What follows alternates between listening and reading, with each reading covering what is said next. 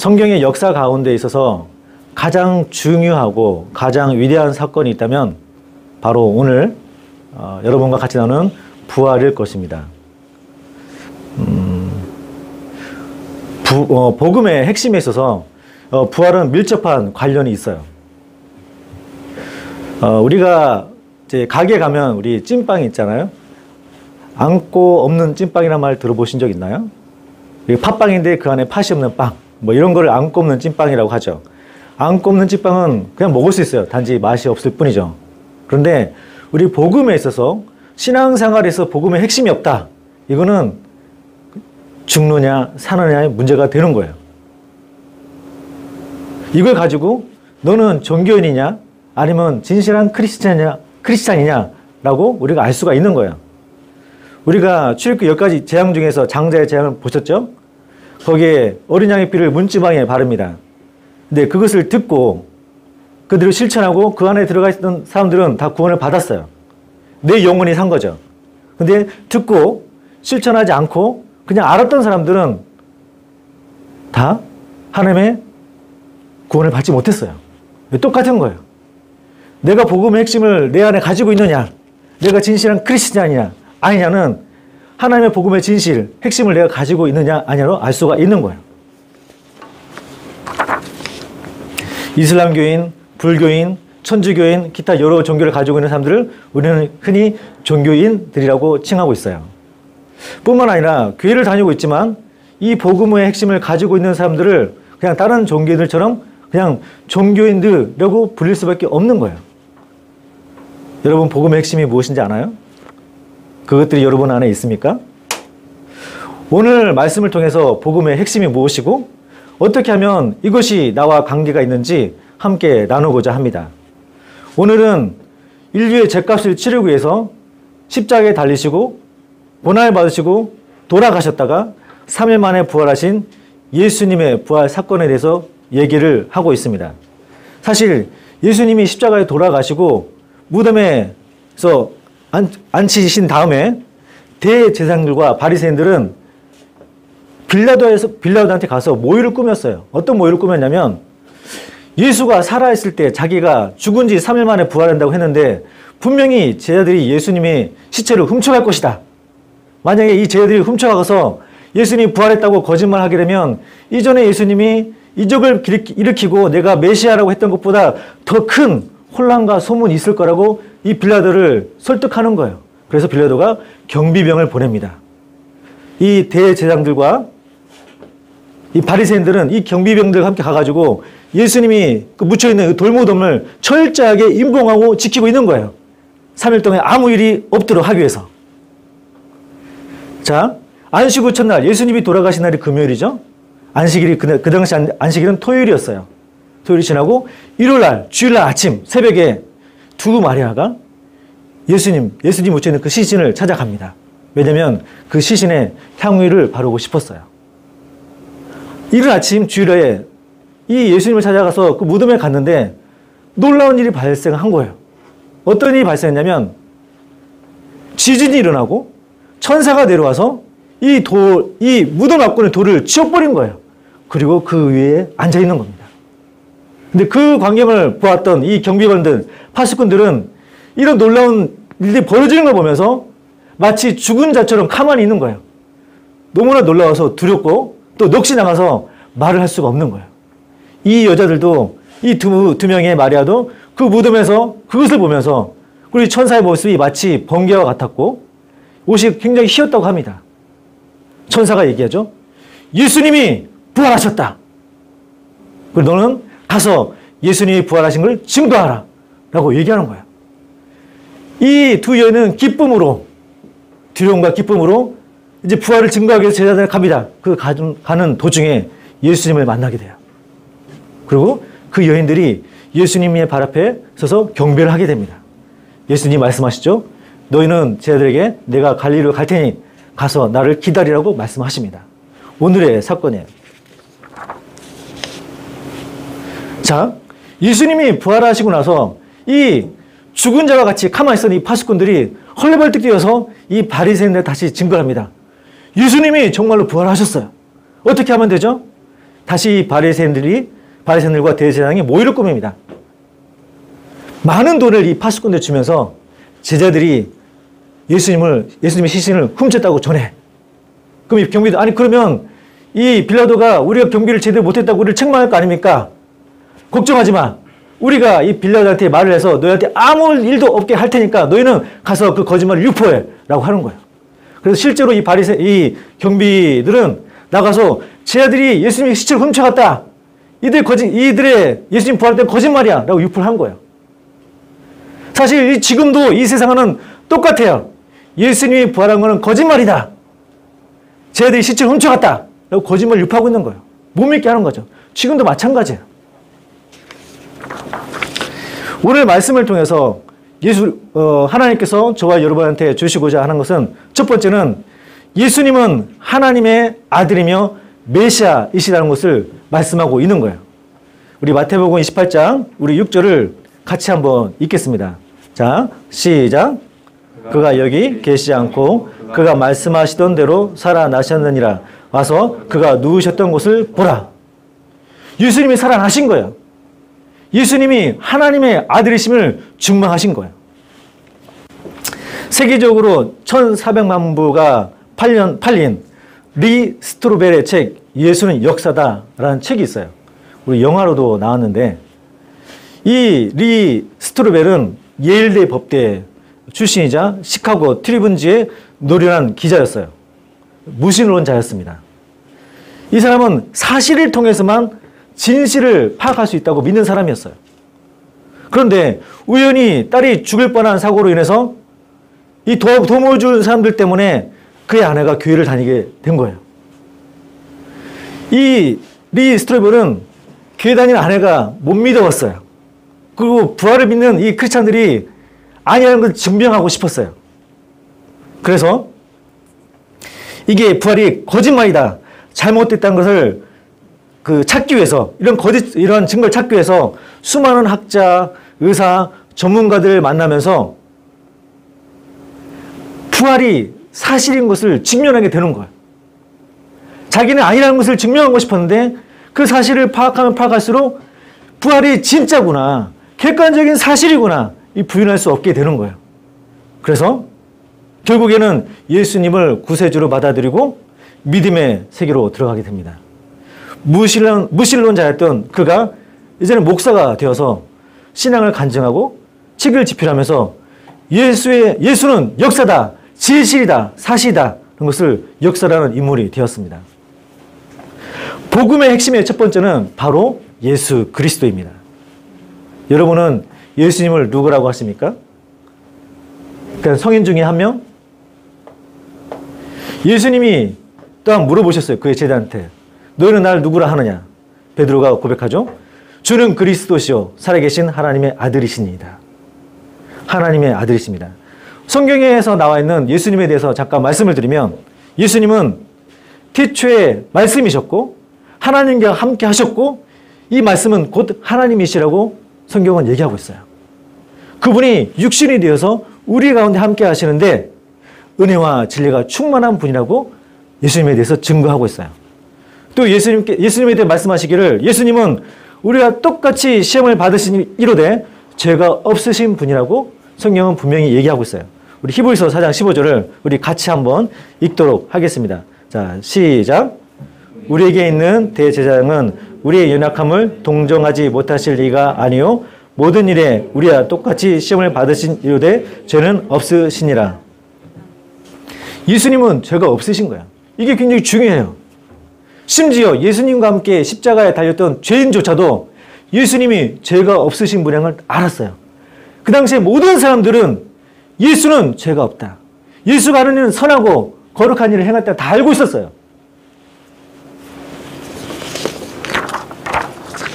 모든 사람들이 죄를 범했기 때문에 하나님의 영광에 이르지 못합니다. 그 말은 그 어떤 사람도 예수님 외에는 다른 사람을 구원할 수 없다는 거예요. 누가 우리 죄를 위해서 나를 대신해서 대속할 수가 있습니까? 자기도 죄를 지었는데. 또한 다른 어떤 종교도 우리의 죄를 위해서 대속하는 게 없어요. 그래서 이 구원은 바로 하나님의 아들 예수님을 통해서만 받을 수가 있는 거예요. 이게 가장 중요한 복음의 핵심이기도 합니다. 예수님이 이 땅에 있는 동안 어떤 사역을 하셨을까요? 가르치시고 천국 복음을 전파하시고 모든 병과 모든 약한 것을 고치셨어요. 자, 그렇다면 예수님이 우리와 같이 육체의 모습으로 오셨잖아요. 왜 우리와 같이 육체의 모습으로 오셨을까요? 생각해 보신 적 있으신가요? 우리는 혈과 육에 속해 있어요. 예수님이 육체의 몸으로 오신 이유는 육신의 죽임을 통해서 죽음의 세력을 잡은 자, 마귀를 멸하시고 죽기를 두려워하는 한평생 종로 사는 우리들을 놓아주시기 위해서 육신의 몸으로 오신 거예요. 그리고 우리들의 죄를 속량하기 위해서 육신의 몸으로 오신 겁니다. 시험받는 자들을 등히 도우시기 위해서 오신 거예요. 다시 한번 정리하면 예수님이 육신의 몸으로 오신 것은 사망의 세력, 곧 마귀를 멸하고 사망에서 우리를 구원하시려고, 죄에서 구원하시려고, 시험받는 자들을 도우시려고 육신의 몸으로 오신 거예요. 우리가 부활하지만 예수님에 대해서 제대로 모른다면, 왜 예수님이 누구시지? 왜 예수님이 육신의 몸으로 오셨을까? 모른다면 그 부활의 생명이 우리에게는 조금 거리가 있는 것일 수도 있어요. 우리는 왜 하나님이시며 하나님의 아들인 예수님이 육신의 몸으로 오셨을까? 분명히 또한 알아야 하는 거예요. 예수님이 이 땅에 오셔서 어떠한 고난을 당하셨을까요? 너무나 잘 아는 구절이지만 다시 한번 예수님이 보이신 그 사랑에 대해서, 그 고난에 대해서 함께 묵상하기 원합니다. 이사야 53장 5절 6절 제가 위에 있고 여러분 밑에 있겠습니다. 그가 찔림은 우리의 허물 때문이요 그가 상함은 우리의 죄악 때문이라. 그가 징계를 받음으로 우리는 평화를 누리고 그가 채찍에 맞음으로 우리는 나음을 받았도다. 우리는 다 양 같아서 그 평화양 같이 죄를 받거늘 예수 앞에서는 이 모든 죄악을 그에게 담당시키셨도다. 예수님은 채찍질 당하시고 십자가에 못 박혀 죽으셨어요. 사람을 십자가에 못 박는 것은 그 시대에 가장 고통스럽고 치욕적인 형태의 잔인한 형벌이었어요. 대개는 이 십자가형을 당하기 전에 금송이나 뼈조각이 박혀있는 가죽 채찍으로 매질을 했어요. 여러분 들어본 적 있나요? 이 채찍의 끈에 금속, 뼈조각 돌등이 있기 때문에 채찍을 내리치면 이 가죽의 채찍이 휘 감는 거예요. 이곳을 아픈 게 아니고 이걸 확 제낄 때 이 박혀있는 금속 뼈조각이 살을 같이 뜯어내는 거예요. 이게 너무 심할 때는 뼈가 드러나기도 한다고 해요. 그만큼 고통스러운 것입니다. 이 사형을 언도받은 죄인이 자신이 달린 십자가를 지고 그 다음에 지고 가는 거예요. 제 몫을 목에 걸고 처형장을 십자가를 가지고 걸어가는 겁니다. 그러면 길거리에서 보는 많은 사람들이 욕하는 거예요. 막 저주하는 거예요. 침을 뱉기도 해요. 조롱하고 비웃습니다. 예수님은 유대인의 왕이라는 제패를 가지고서 이 길을 이제 걸어가는 거예요. 많은 사람들이 모욕을 하는 겁니다. 십자가에 달릴 때는 숨조차 쉬기 힘들다고 합니다. 죽는 순간까지 극도의 고통과 공포를 경험하게 되는 것입니다.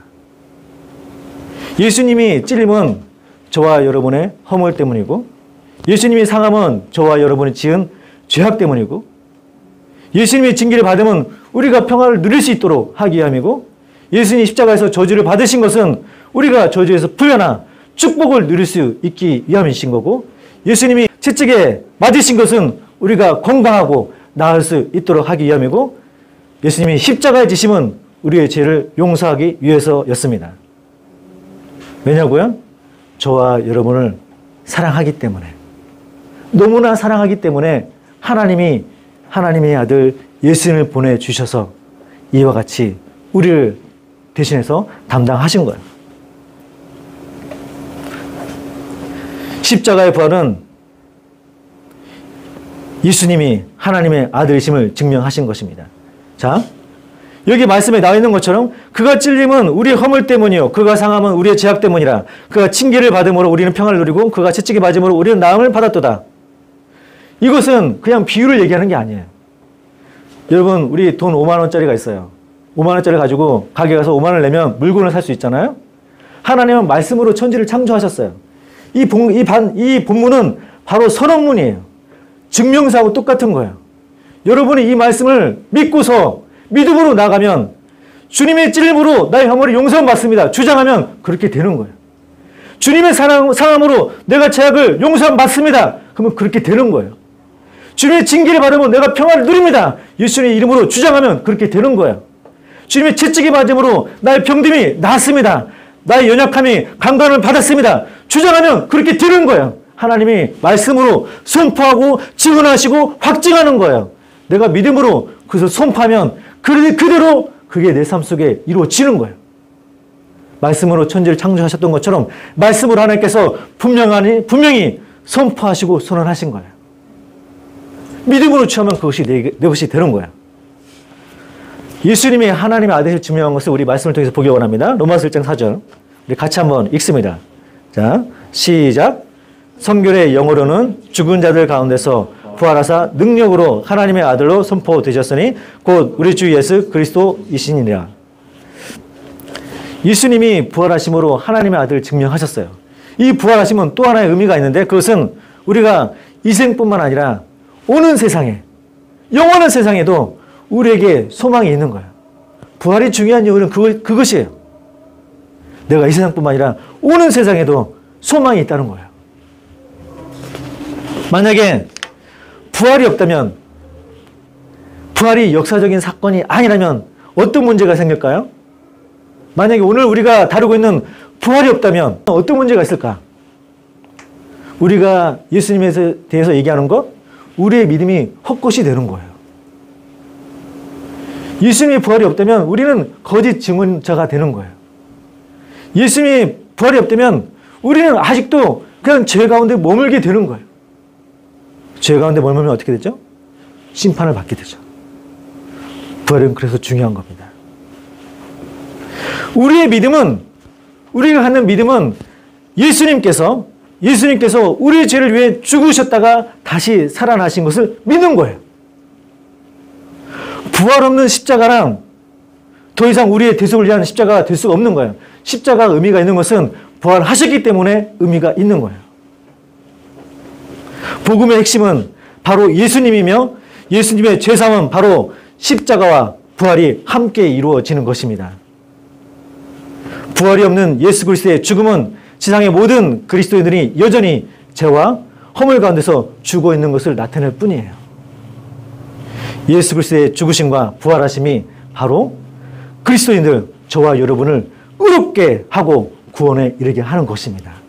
로마서 4장 25절 같이 한번 읽도록 하겠습니다. 로마서 4장 25절. 그럼 제가 읽겠습니다. 예수는 우리가 범죄한 것 때문에 내줌이 되고 또한 우리를 의롭다 하시기 위하여 살아나셨느니라. 네. 자, 우리가 기억해야 될 것이 하나 있어요. 뭐냐면 예수님, 메시아 되신 예수님이 오시기 전에 구약에 있는 많은 선지자들이 하나님의 말씀을 통해서 예언을 했어요. 말씀하신 대로 주님이 이 땅에 오셨어요. 그리고 예수님이 행한 그 모든 일들, 기적들, 행적들이 다 성경에 나와 있는 그대로 이루어진 것이에요. 예수님 부활하심 또한 예수님 말씀하신 대로 그대로 이루어졌어요. 다시 말하면 예수님이 다시 오실 것과 우리가 행한 대로 심판하실 것에 대해서 그대로 또한 이루어진다는 거예요. 선한 일을 행한 자는 생명의 부활로, 악한 일을 행한 자는 심판의 부활로 나오게 되는 거예요. 하나님의 말씀 그대로 우리가 행한 대로, 우리가 뿌린 대로, 예수를 믿는 대로 하나님께서 이루어 주신다는 것을 우리는 분명히 기억해야 합니다. 자, 오늘 본문 말씀을 통해 두 번째로 하나님께서 우리에게 말씀하시는 것은 부활의 생명을 자신에게 연합하고 세상에 증거하라는 거예요. 마태복음 28장 10절 우리 같이 한번 읽도록 하겠습니다. 자, 시작. 예수께서 이르시되 무서워하지 말라. 가서 내 형제들에게 갈리로 가라 하라. 거기서 나를 보리라 하시니라. 아멘. 우리는 복음의 핵심이 무엇인지 부활에 대해서 들었어요. 하지만 이게 알기만 한다면, 지식으로만 안다면 이게 나와는 아무 상관이 없는 거예요. 마치 유월절 어린 양에서 어린 양의 피를 이 대들 문지방에 바르면 된다 이런 것만 알고 있으면 이 사람은 구원받지 못하는 거예요.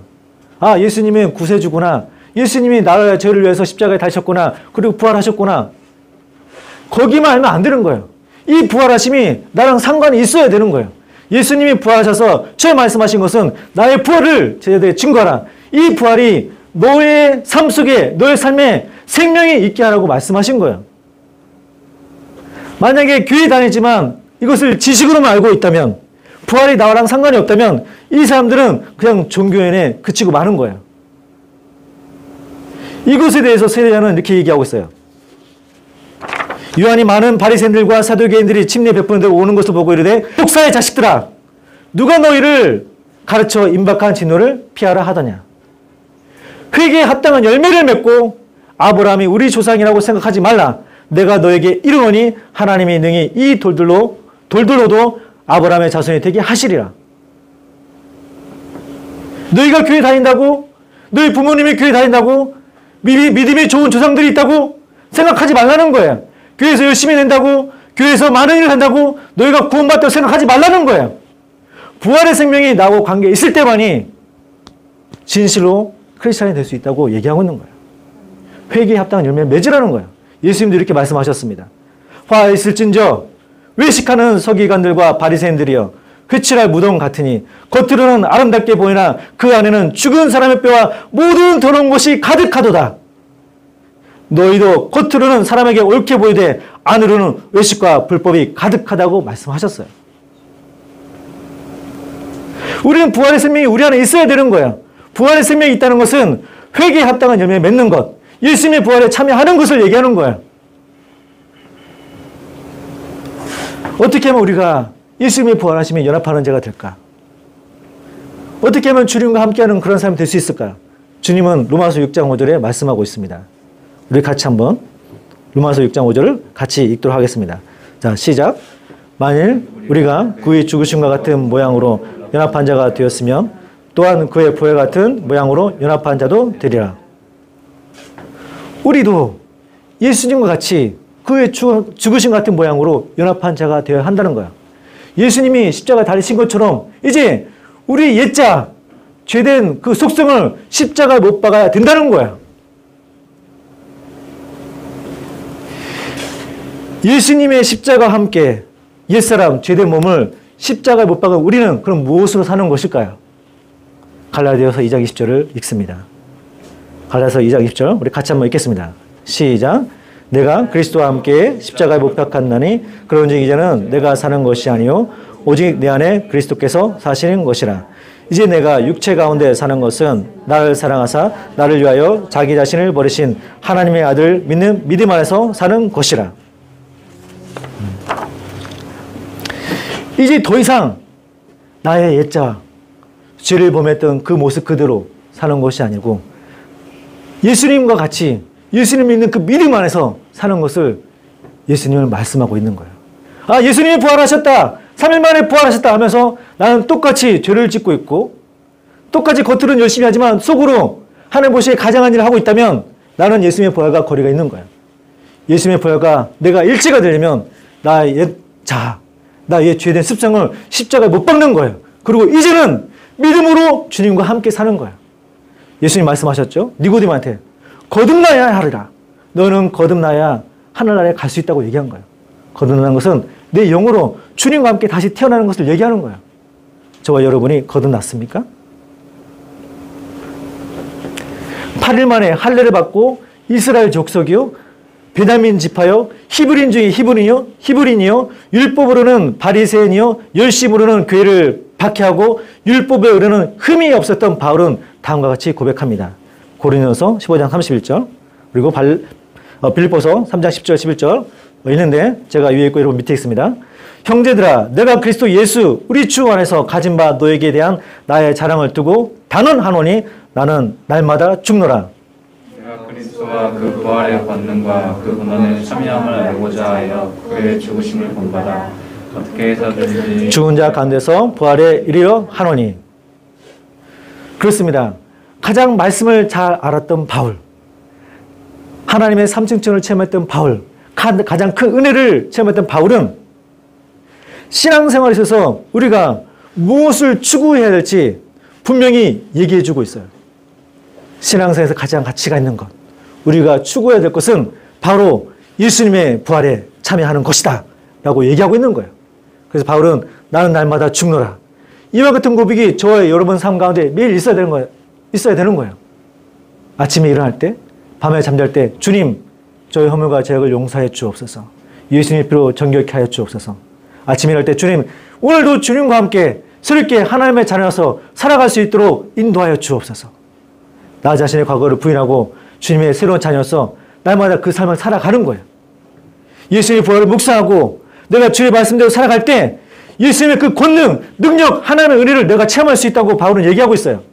그리스도인이 살면서 은혜가 나타나지 않는 것, 세상으로부터 모욕을 받고 손가락질 당하는 것은 내가 부활에 참여하지 않았기 때문에, 내가 거듭나지 않았기 때문에 우리가 다시 예수님을 십자가에 못 박고 있는 것일 수도 있는 거예요. 예수님과 같이 우리가 살아나기 위해서는 예수님과 같이 옛 자아에 대해서 죄에 대해서 몫을 받는 것입니다. 우리는 죄에 대해서 몫을 받고 의에 대해서 살아나야 하는 거예요. 우리는 불신에 대해서 몫을 받고 믿음에 대해서 다시 삶을 살아야 되는 거예요. 우리는 서로가 미워하는 것에 대해서 몫을 받고 서로 사랑해야 하는 거예요. 우리는 원망하는 것에 대해서 몫을 받고 감사함으로 살아나야 하는 거예요. 우리는 용서하지 못하는 것에 대해서 몫을 받고 용서할 수 있어야 되는 거예요. 우리는 불평하는 것에 대해서 몫을 받고 감사하며 나갈 수 있어야 하는 거예요. 우리가 서로 왕따시키고 시기하고 질투하는 것에 대해서 몫을 받고 하나 될 수 있도록 힘써서 노력해야 하는 거예요. 음란함에 대해서 몫을 받고 거룩함으로 우리는 살아나야 하는 거예요.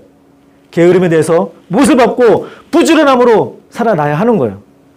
불순종에 대해서 몫을 받고 하나님을, 부모님을, 어른을 공경함으로 살아나야 하는 거예요. 폭력적인 것에 대해서 몫을 받고 이기적인 것에서 몫을 받고 온유와 겸손함으로 살아나야 하는 거예요. 이런 삶으로 하나님의 자녀로 살아날 때 예수님의 하나님의 자녀로 놀라운 하나님의 은혜를 체험할 수가 있습니다. 하나님의 말씀이 살아서 역사하심을 우리의 삶 가운데 체험할 수 있습니다. 어떤 사람들은 이렇게 얘기합니다. 저는 제 힘으로 할 수 없어요. 다 사람은 연약한 거 아닙니까? 어떻게 하면 되나요? 이렇게 얘기하는 사람도 있어요. 근데 주님은 분명히 말씀하셨어요. 너희가 그렇게 하는 것은 육체의 욕심을 따라 행했기 때문에 그렇게 하는 것이다. 너희가 만약에 주님의 성령을 따라 행하면 그대로 할 수 있다고 주님은 얘기하고 있는 거예요. 갈라디아서 5장 16절 우리 같이 한번 읽도록 하겠습니다. 자, 시작. 내가 이르노니 너희는 성령을 따라 행하라. 그리하면 육체의 욕심을 이루지 아니하리라. 또한 내가 연약하다고 느낄 때 기도하는 거예요. 내가 용서하기 힘들 때 하나님 도와주옵소서. 제가 용서할 수 있도록 도와주시옵소서. 내가 힘이 없다고 느낄 때, 불평의 생각이 내 머리에 가득 찰 때, 원망의 생각이 나를 가득 찰 때, 음란한 생각이 나를 가득 찰 때 주님 도와주옵소서 기도하고 또한 말씀을 보는 거예요. 고린도후서 10장 5절 우리 같이 한번 읽습니다. 시작. 하나님 아는 것을 대적하여 높아진 것을 다 무너뜨리고 모든 생각을 사로잡아 그리스도에게 복종하게 하니. 우리가 말씀을 볼 때 이 모든 것을 사로잡는 거예요. 불신을 사로잡는 거예요. 음란한 생각을 사로잡는 거예요. 미워하고 불평하고 자신감 없어하고 저주하고 그 모든 생각을 사로잡아서 예수님께 복종케 하는 거예요. 하나님 말씀하십니다. 하나님의 말씀과 기도로 거룩하여 지미니라. 우리가 말씀을 보고 기도할 때 성령의 소욕을 쫓아서 우리가 하나님의 말씀대로 살아갈 수 있는 거예요. 그리고 하나님의 거룩한 백성으로 살아갈 수가 있다고 주님 말씀하고 있습니다. 말씀을 맺기를 원합니다. 복음의 핵심은 예수 그리스도, 메시아로 오신 예수 그리스도입니다. 우리 죄를 위해서, 대속하기 위해서 십자가에 달리셨다가 사흘 만에 부활하신 예수 그리스도, 이게 바로 복음의 핵심입니다. 그 예수님을 믿고 그 믿음에 합하기 위해서 내 옛 자아를 죽이고 주님과 함께 믿음으로 하나님의 삶을 사는 것입니다. 이제도 저와 여러분이 예수님의 부활에 참여함으로 그냥 종교인이 되는 것이 아니라 하나님이 기뻐하시는 참된 하나님의 자녀로 부활의 권능을 맛보고 하나님의 나라를 체험하는 그리스도인이 되기를 예수님의 이름으로 축복합니다. 같이 기도하겠습니다.